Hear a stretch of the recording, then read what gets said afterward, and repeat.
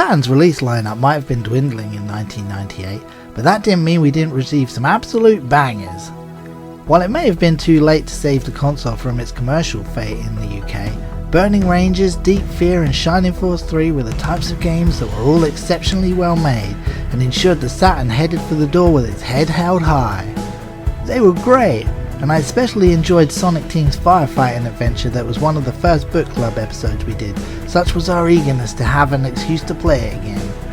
But there was also an absolute juggernaut in the midst of those final games that could stand shoulder to shoulder with any of the big RPGs that PlayStation had to offer at the time. The game I'm talking about is of course the incredible Panzer Dragoon Saga. Witnessing the phenomenon of the RPG boom led by the aforementioned Squaresoft classic Final Fantasy VII, Sega were looking to hit back with an epic adventure of their own. With the world of Panzer Dragoon well established through the Saturn classics Panzer Dragoon and Panzer Dragoon Saga, Panzer Dragoon Saga took the step of leaving behind the rail shooter gameplay and sought to switch things up by moving to a role-playing style game, letting the player really explore and get into the nitty-gritty of its universe in ways not seen before in the series. Having loved Final Fantasy VII, and actually having been finally persuaded to buy a PlayStation in order to play it, I was very keen to see what Sega had in store with their attempt at bringing a grandiose RPG to the Saturn.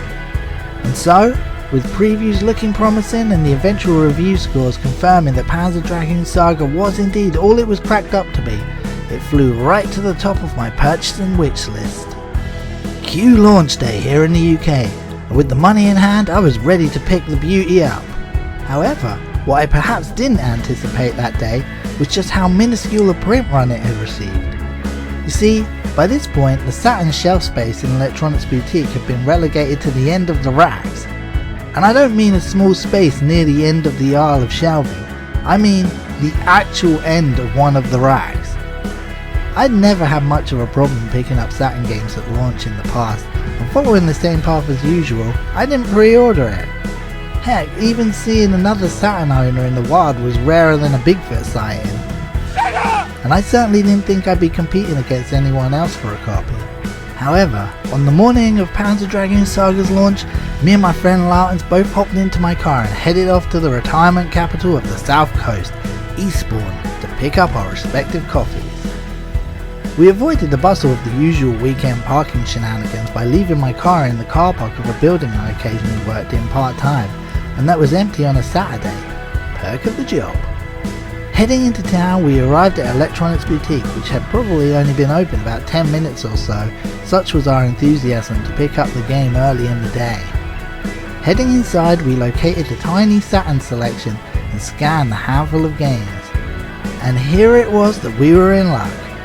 While for other people it turned out to be a nightmare getting their hands on the game, for us two jammy gits, there sitting near the bottom of the shelf was exactly what we come for.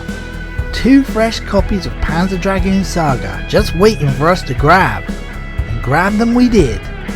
Each with a copy in hand, we headed for the counter and stood in the queue waiting to hand over the cash for the games. And thankfully, we were just in time, because as we waited, we witnessed one of the guys behind the counter on the phone as he took a call from someone looking to nab a copy for themselves.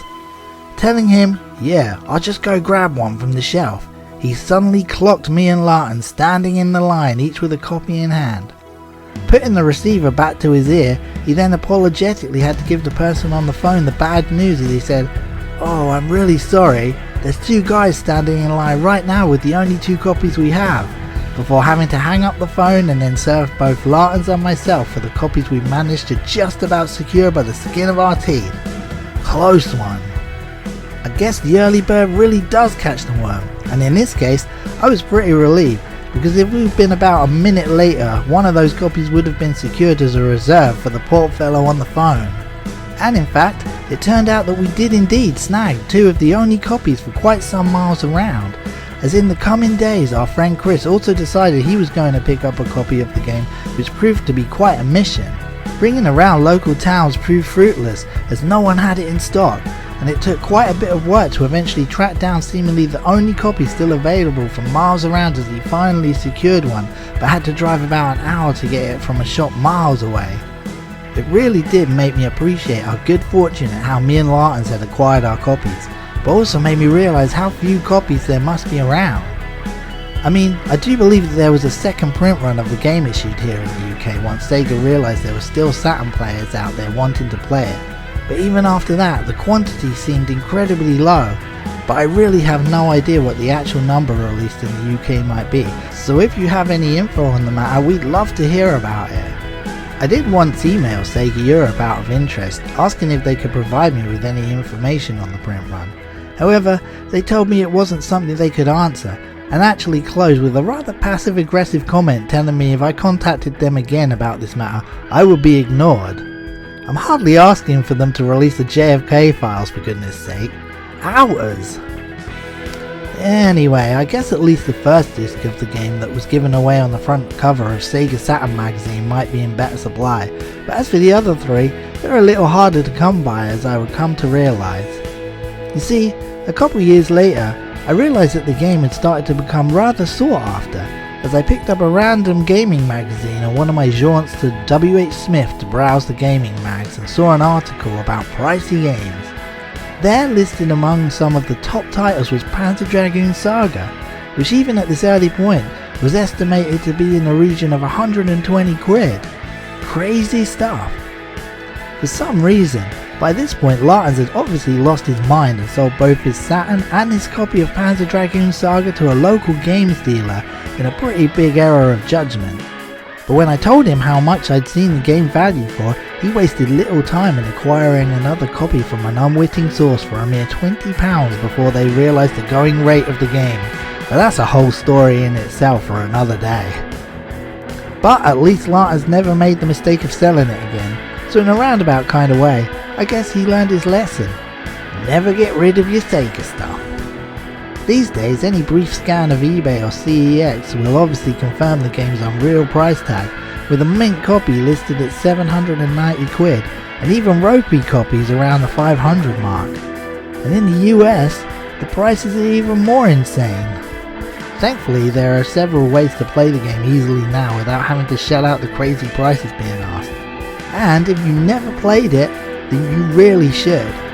It's a masterpiece of a game that proved an incredible Saturn swan song that saw the console's strength utilised in a breathtaking manner and has gone down as an all-time classic among fans. Well worth playing still to this day, and in my humble opinion, one of the greatest games of the era. But what about you guys?